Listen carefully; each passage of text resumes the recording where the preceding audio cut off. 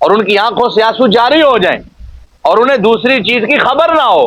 تو لہذا یہ نعت خوانی کا جو تقدس ہے، جو نعت خوانی کا ایک ادب احترام ہے، جو اس کی اصل ہے، یقیناً نعت شریف جب پڑھی جاتی ہے تو وہ دل کی گہرائیوں میں داخل ہو جاتی ہے اور انسان کی روح جو ہے اسے سیراب ہوتی ہے، اس کو لذت اور چاشنی ملتی ہے، سکون ملتا ہے ذکر رسول سے.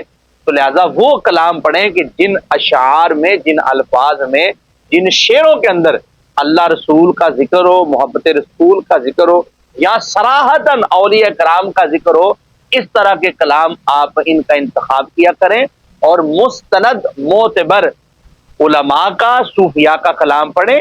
ایسا کلام ہرگز نہ پڑھیں کہ جس کی تصدیق ہی نہیں ہے. عشق نے چاہیا منو تھیا تھیا، یہ کیا کلام پڑھا جا رہا ہے؟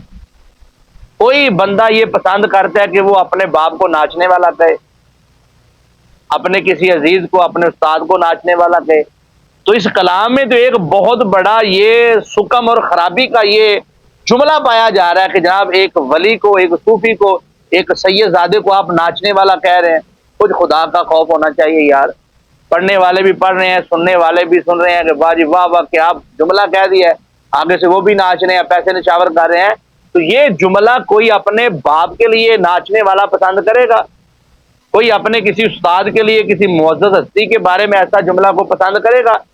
تو کیا ہو گیا آپ لوگوں کو کہ ایک سید زادے کو آپ ناچنے والا کہہ رہے ہیں؟